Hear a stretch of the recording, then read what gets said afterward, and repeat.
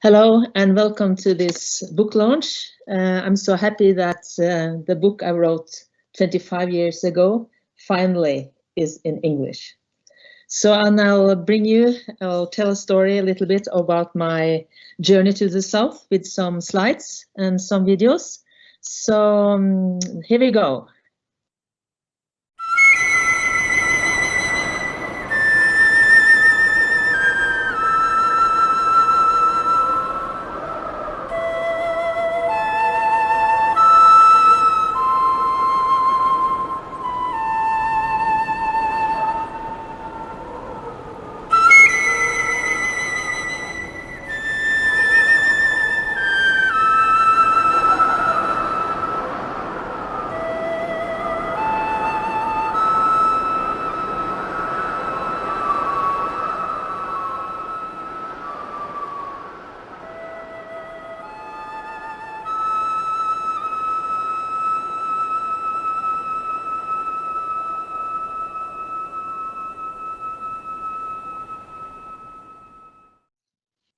Well, welcome. Here is Antarctica. It isn't really that flat and good skiing. This is actually Greenland. So you've seen the video. It is windy, and it's really hard skiing.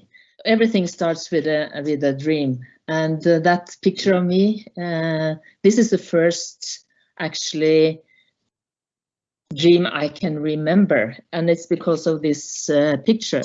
I'm 60 years old, and I've seen the documentary about Thor Heyerdahl's Kon-Tiki expedition with my father, and my dream here is to sail on all oceans and meet kids with different colors, and of course has nothing to do with the Kon-Tiki expedition.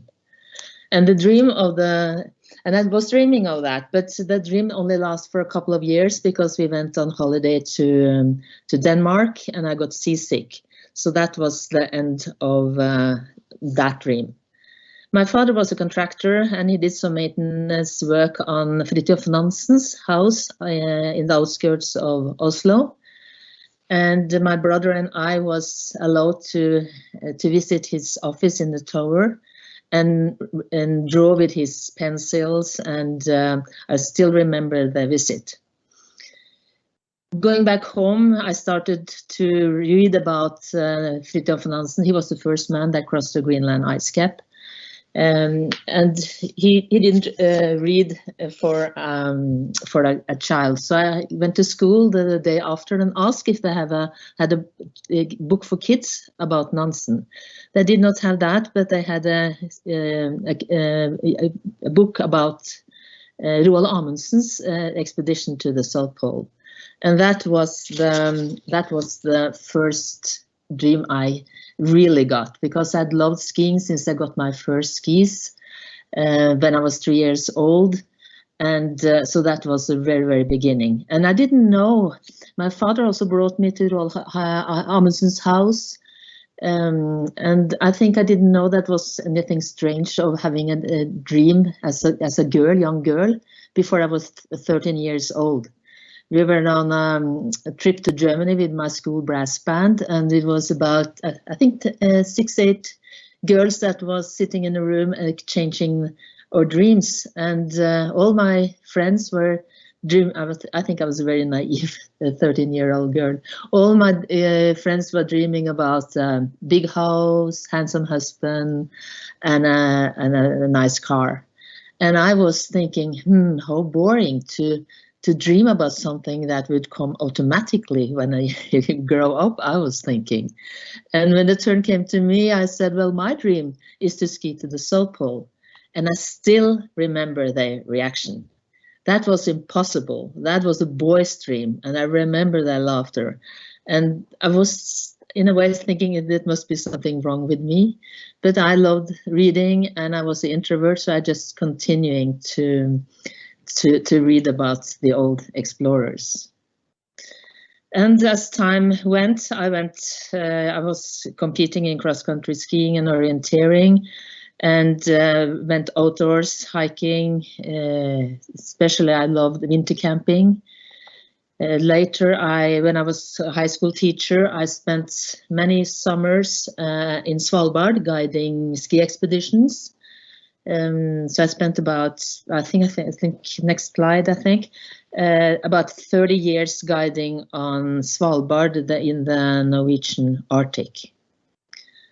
And the trips get longer and longer. And the next slide, I have just finished crossing the Greenland ice cap with Julie Maske as the first women skiing across that and supported.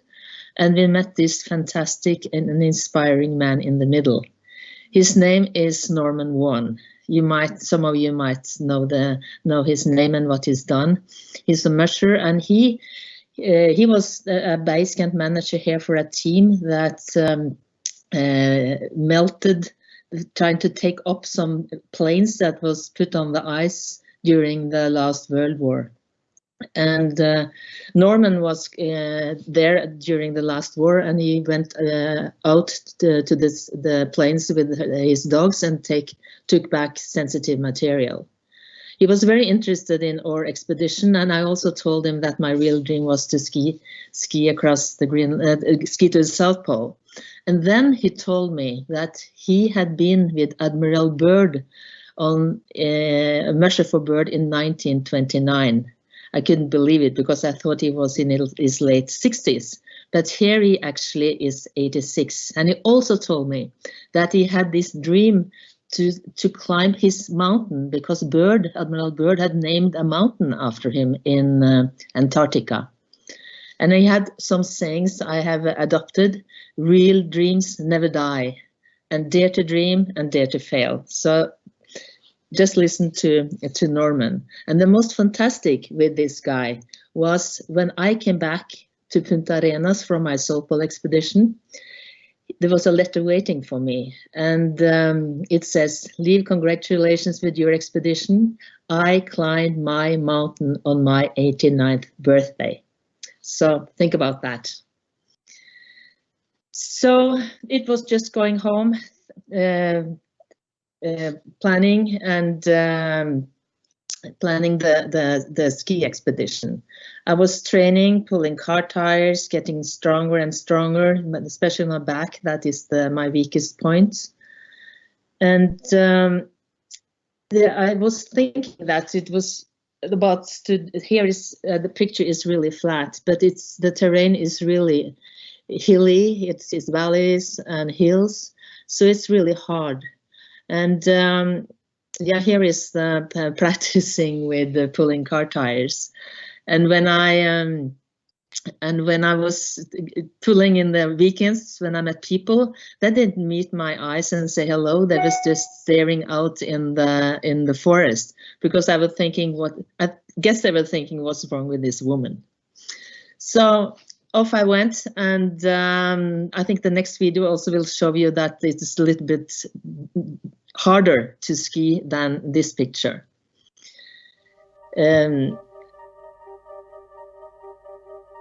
The sastrugis, or the snowdrifts, as you see here, it was about went to my hip or to my shoulder, so it just was like skiing on a frozen ocean, a stormy frozen ocean. So when I pulled my sled, it weighed 100 kilos over the snowdrift. It just took speed on the way down, and it hit my legs. And it was really hard to ski like that, up and down, and I could see in the distance that the terrain was like that. The third day was when I was into this terrain. I was extremely exhausted when I was in my sleeping bag. It was not really for pulling, it was to be irritated. I was swearing and really angry at my sled and the snowdrifts. And I was thinking, Liv, you can't go here, swear for 50, 60 days. You are in your dream. So so I was thinking what to do. And then I decided that the next day I should think, when I met the snowdrift, that I was skiing in a gallery with modern art. And that changed my expedition totally. And I'd also learned something from the expedition on Greenland. A scientist said if your brain is bored, you know, your thought is going around and around. And some of you might have experienced that you get a song or a tune on in your head. On Greenland, the first tune I got was "I Want to Ride My Bicycle" of Queen, and it's so annoying to have that tune in just going around and around. And I told you, Julia, that I had this tune, I can't get rid of it. And Julia told me she also had a tune that she couldn't get rid of. And I asked her, what was that? And that was Lambada. And then I got that tune into my head. That was even worse. So planning my South Pole expedition, I was thinking that I should put something into my brain to something to think about. And as a former literature teacher, I brought poetry. So I read a little poetry every night. And when my brain was going to was a little bit tired in the afternoon, I skied 10 hours a day. So I forced myself to think about what I have read the night before, just to, you know, to be more, have the mind going in an other direction than just having a tune or something on your head. People ask me if I was ever lonely on that expedition. I felt, you know, afraid or lonely or whatever. I felt lonely once, and that when I was in the middle of the expedition. I was halfway, and I had a little bottle of Drambuie, so I wanted to celebrate with a cake that my mother had sent with me. But, you know, just those days we had film canisters. So I took a little film canister with Drambuie, but that alcohol went right to my head. And then it was nobody to share with or celebrate with. So that was the first and the only day I felt lonely. So I've just put it back to my sled. And the wind became my friend. But one night I woke up with the feeling that something was very, very wrong. And just before I left, the conflicts on Balkan in Europe had arisen. I was thinking maybe it's a war going on in Europe. But I also was thinking, well, I can't just see or feel the war here, so I wonder what was going on. Because I had this very strange feeling. I didn't know what it was, but I opened the zipper of my tent and looked out, and then I realized that was the first day with no wind. It was an overwhelming stillness, and I went out without my down jacket, and I felt, I think, or I'm pretty sure I felt or could hear the blood run in my veins. That was it's hard to describe this, the overwhelming stillness after being the wind for so many days. I reached the South Pole Christmas Eve 1994. When you had this dream since you were about, I think I had it for more than 30 years. I had no feeling, but I came up to this sign with the quotes of Roald Amundsen and Robert Scott. Then I just, my tears just started to run, and I just had this feeling of emptiness and, of course, a great joy. I was let the people that met me have a camera, so I took some pictures at the ceremonial pole, and you can see all the flags that have of the countries that first have signed the Antarctic Treaty.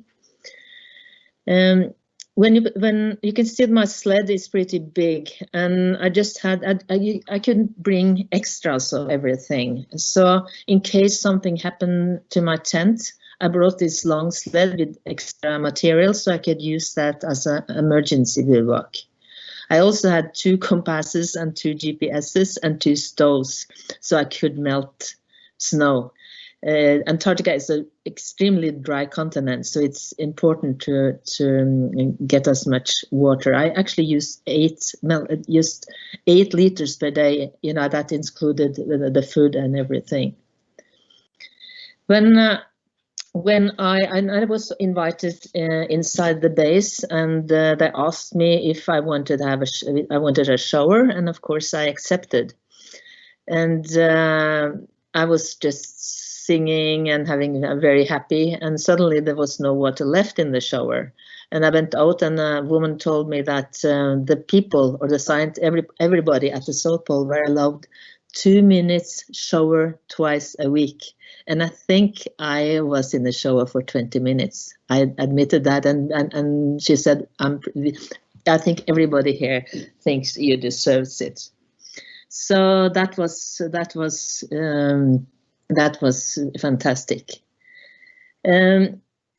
When of course, I felt really happy, and it was also a big surprise for me, because I thought I would come home really exhausted, but I had so much energy and so much. I didn't know really what to do, but of course I had an agreement with to write a book. And had actually problems to start to write, because I did not want to write a book like day 1, day 2, day 3, rather telling how to fulfill a dream. And I was also struggling a little bit, not to be too private or too personal. So I decided I would not write that book. And then Wanda, the press contact, really pushed me, and she got furious. And she said, "What's the problem? Sit down." And then I'm really happy that she pushed me to write the book.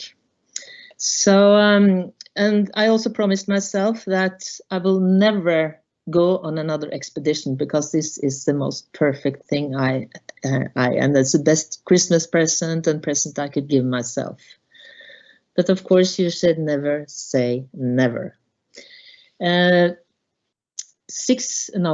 About 4 years after my solo expedition, I got a letter from Anne Bancroft, as I guess many of you, especially Americans, know.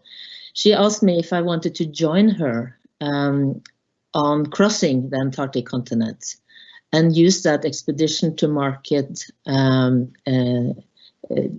curriculums about we made Dare to Dream and about Antarctica. And we did that in 2001, and connected with kids in 116 countries. And that was the beginning of internet. So I think we had 6 million followers. And when we contacted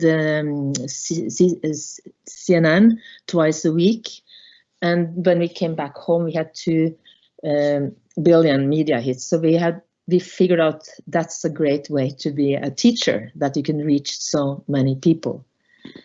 We created what we call a Bancroft Arnesen Explore, and invited one woman from each continent, and have the last few years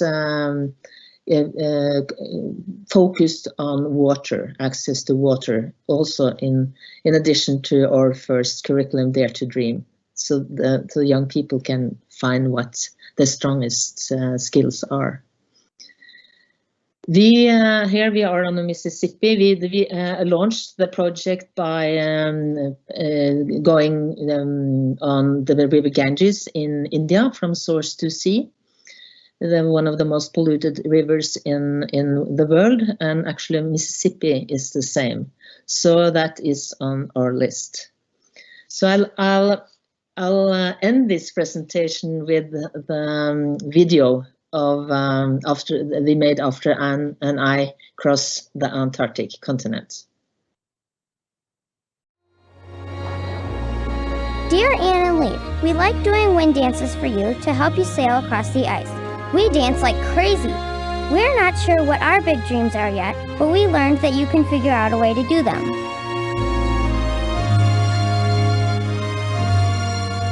23 million hits on your website, and you got 20,000 messages. Congratulations, you are two very courageous and inspiring women. I have seen your locale from this space shuttle and have always marveled at the explorers who have tackled this challenge.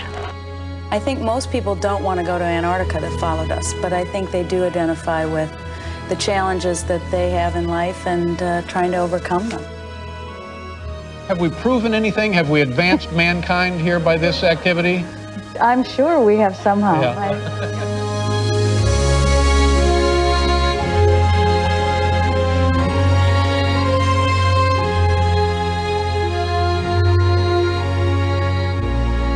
What's next? You just crossed Antarctica, you've just done what no woman has done before, so what do you do after this? Yeah, we have a lot of things that we would like to do combined with the educational programs for kids.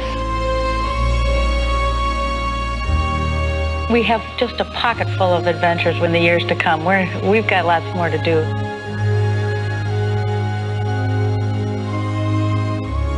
The journey is just beginning. Join us.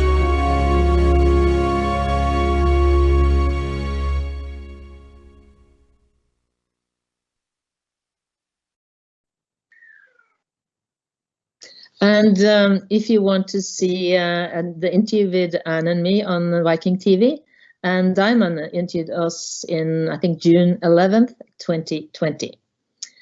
And I also hope that to see you on board on Viking Octantis, because I'm so honored to be godmother of that ship. And now I just give you the word over to Heather. There might be some questions. Thank you, Liv. Yes, we have some questions. Our first one is from Margaret in Austin in Texas, and she says, we've booked to visit Antarctica with Viking in 2023.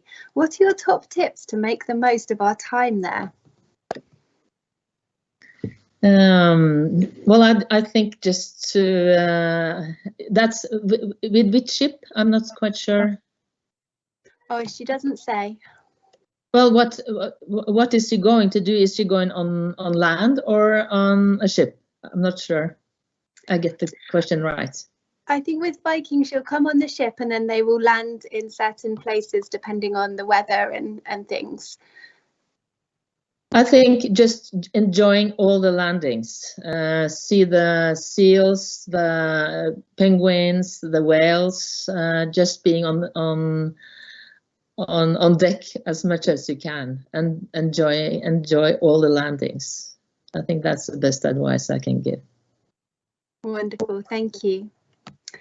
Diana in Illinois says, what were the support options for you if something had gone wrong on your journey to the South Pole? Was there a team available to airlift you out if you needed?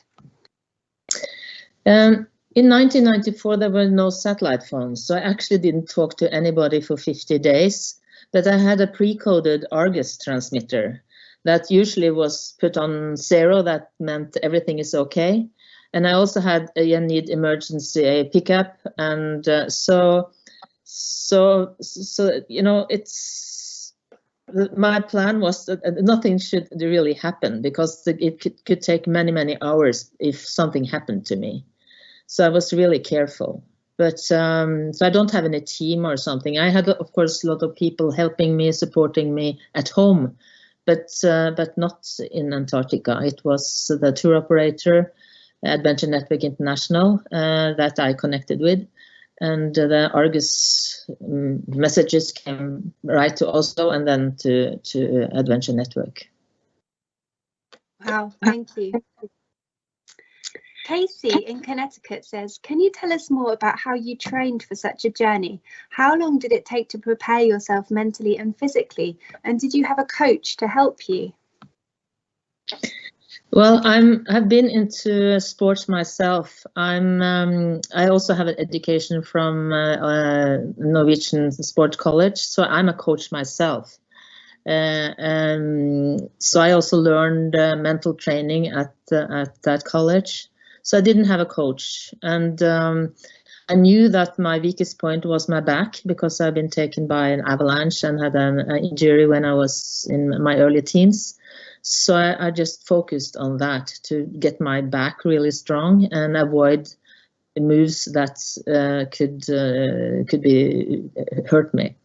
So, but I've been into sport all my life, so I think that was an advantage. And also being born in Norway, where we have long winters, and grew up with parents that were outdoors people. I skied since I was 3 years old, was also an advantage. Thank you. Miles in Utah says, how did you write the book? Did you keep a diary during the journey, or was the book just written from your memories? I wrote a diary when I was, every day I wrote in my diary. So, yeah, that's the answer to that. Wonderful, thank you. Caroline in the United States says, why do you think it is that so many of the great explorers were Norwegian? Nansen, Amundsen and Thor Heyerdahl, and you, for example. Well, I think we are very close to nature. We used to be a pretty poor country. We split up from Denmark and then Sweden, and then I think the Amundsen Nansen did something with the national feeling. I think that's the reason. But also that we are very close to nature and also admire, can understand what they actually had been doing. Thank you.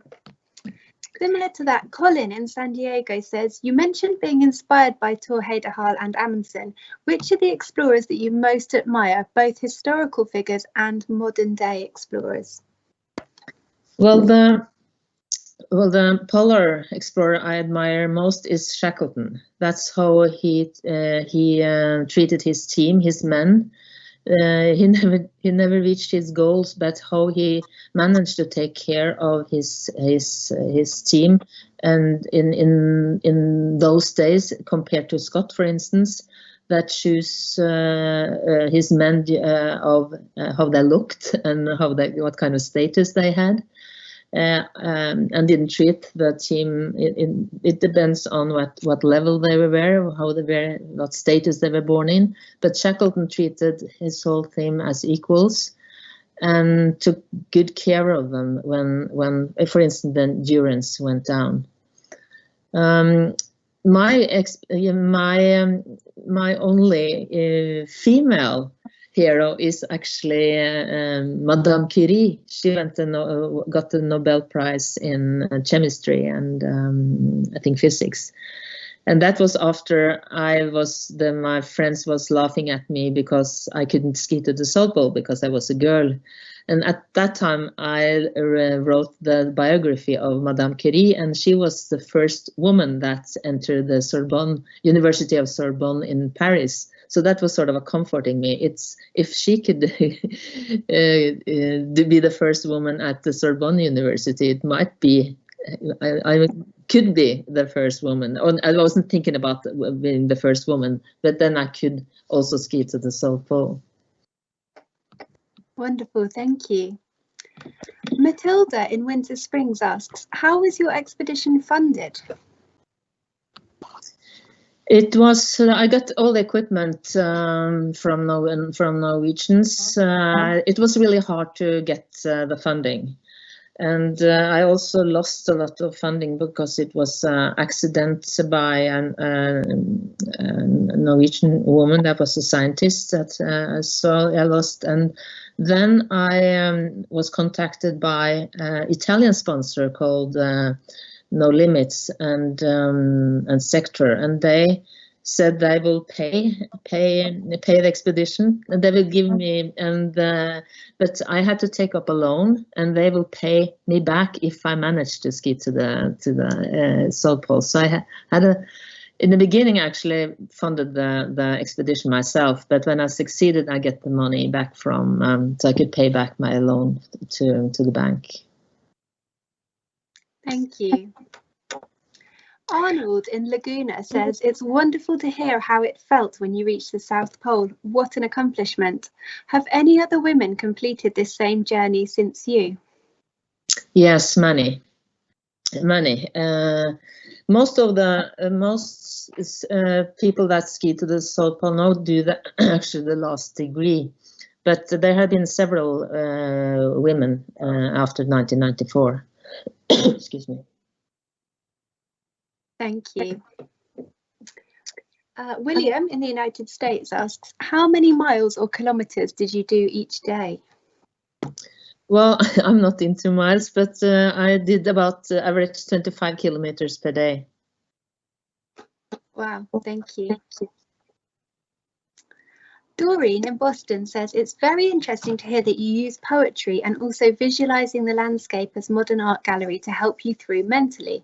What do you think are the greatest lessons this experience taught you that you have taken into the rest of your life? I think especially if you can turn your mind if something is really hard or difficult, and think about, sort of turn the situation like I did when I was so desperate. It was so hard, all this Sturgis or snowdrifts. I think if you can find something positive to focus on when you have a hard time, I think that's. I do that. I still do that. So I think that's the best lesson learned. Wonderful, thank you. Harry in Los Angeles says, did you encounter much wildlife on the expedition? Any penguins, for example? No, it's no life on the plateau when you come above the shelf. So I didn't see anything, and I didn't meet anybody. I actually heard some noise when I was around halfway, and I knew there was an expedition going on with ski-doos to the South Pole, and I thought, so I was, watching if I could see them on the horizon, and suddenly a shadow, hit me. So it was actually a plane that was circling just to say hello to me. So that was the only. Well, a plane is not a living, but it was a living person inside. Thank you. Another question from William in the United States, and he said, did you have any trouble with crevasses during your trek in Antarctica, and did you ever fall down a crevasse? I had a fall. Of course I crossed some crevasses, and you're pretty safe when you're on skis, and some places I just didn't dare to do because they're really wide in the beginning. But I think only maybe 10 days from the pole, I went up a quite steep hill, and I just took my skis off just to follow the bearing right south. And then I went through because I put my skis on the sled, and I just because my sled over 100 kilos, so I just throw myself back, but I could see it was dark down there. And then I was really angry at myself because, when it's steep you're on a big glacier, there are crevasses there, even if it's a lot of snow closer to the South Pole. So after that, I never took my skis off until, of course, when I was sleeping. So yeah, I had, and that was just my own stupidity that happened. Thank you. Question from Kathy in Mission Hills in the United States. She says, I'm 84 years old and have travelled to Antarctica 3 years ago. She says, I'm in excellent shape and I want to go to the Arctic, but I'm afraid I will be disappointed. What are your thoughts on that? I think you would love Svalbard or Spitsbergen. I say to people that's Antarctica in miniature, because you have all the bird, you have seals, you have whales. You don't have penguins, but the bird life is fantastic. So I don't think you will be disappointed. Take a trip to Svalbard. Good advice, thank you. And Barbara in the United States just asks, what is your next challenge? Well, Anne Bancroft and I still plan to do, it's not something extreme, but we want to paddle a waterway on each continent to promote the big curriculum we have made together with United Nations, the International Scout Organization, that is calling the Water Challenge Badge. And so it will be on waterways, kayaking on waterways. Right now, because of the pandemic, we're still, Annie's in Minneapolis and I'm stuck in Oslo. So far, we just connect by FaceTime. Thank you. I think that's all the questions for tonight. So I'll just finish by reading out a nice comment which has come in from Teresa. And she says, "We're very happy that you've got to publish your book in English. Your expedition deserves to be known by as many people as possible." From Teresa and Angel. So that's a nice comment there.